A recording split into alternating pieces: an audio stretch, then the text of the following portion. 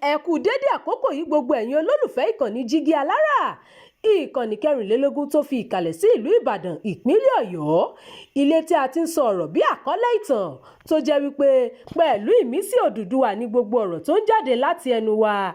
Ẹ̀yin olùgbọ́ wa, a dúpẹ́ fún bí ẹ ṣe ń bá wa lọ. Ojú tẹ́ fi ń fò wá kò ní fọ́, bẹ́ẹ̀ sì ni etí tẹ́ fi ń gbọ́ wa kò ní di tẹ́ náwó sí láéláé. Abdulkareem Nimot ni oníròyìn yín. Èyí lohun táwọn agbébọn ń béèrè lọ́wọ́ ìjọba láti tú àwọn akẹ́kọ̀ọ́ tí wọ́n jí gbé l'Ógbómọ̀ṣọ́ sílẹ̀. Ilé ìgbìmọ̀ asòfin ìpínlẹ̀ Ọ̀yọ́ ti tako àbá láti bá àwọn agbébọn tí wọ́n jí àwọn akẹ́kọ̀ọ́ àti olùkọ́ gbé l'Ógbómọ̀ṣọ́ dúnàádúrà o. Adarí ilé ọ̀nàrẹ́bù Adébọ̀ Ògúndòyìn ló fi ìdí ọ̀rọ̀ yìí múlẹ̀ lásìkò tí ilé jíròrò lórí ọ̀rọ̀ náà. Nínú fídíò kan tó ṣàfihàn ìjókòó ilé ìgbìmọ̀ asòfin Ọ̀yọ́ ni adarí ilé ti sọ pé ìjọba kò ní sanwó fáwọn agbésùnmọ̀mí láti fáwọn akẹ́kọ̀ọ́ àtàwọn olùkọ́ tí wọ́n jí gbé lómìnira. Ògúndòyìn sọ nínú fídíò náà wípé ṣé tó bá jẹ́ pé ẹ̀yin ni gómìnà ìpínlẹ̀ Ọ̀yọ́, ṣé ẹ máa gbà láti fún àwọn agbésùnmọ̀mí ní owó gọbọi, nǹkan ìjagun àti àgbàkalẹ̀ òfin tí kò ní takò wọ́n lọ́jọ́ iwájú? Ṣé ẹ̀yin náà máa fún àwọn agbésùnmọ̀mí láwọn nǹkan tí wọ́n máa fi gbilẹ̀ sí lágbègbè ìgbèríko tí wọ́n ti ń ṣọṣẹ́?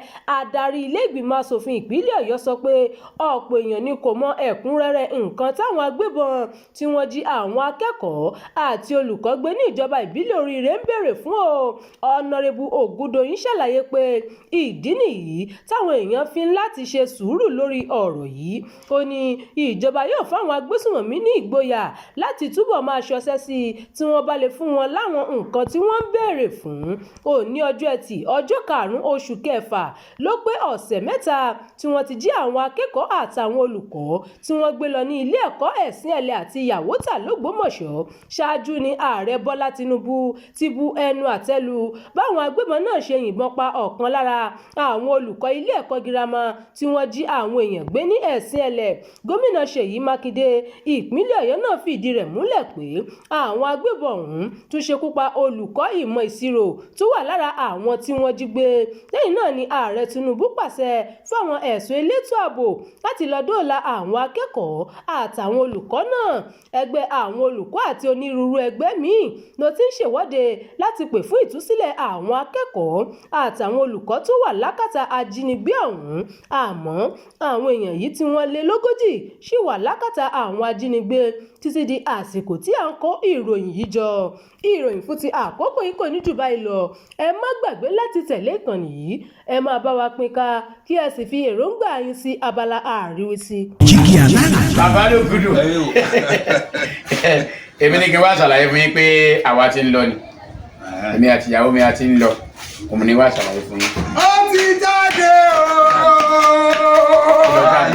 bàtà bàbá mi ni. Bàtà bàbá ẹ̀. Ààrẹ ti láti ìjọ ẹ̀. Ṣé ti pín ogún bàbá yín? Ọ̀rọ̀ pé wọ́n pín ogún bàbá mi kó wà ní bàtà bàbá mi tó fẹ́ ṣò ní Jígí Alára TV. Ó ti jáde sórí YouTube o. Ó ní lọ sọ. Ṣé ní pọ́ńṣẹ́ ní gbogbo ẹ̀ gbogbo aláyé.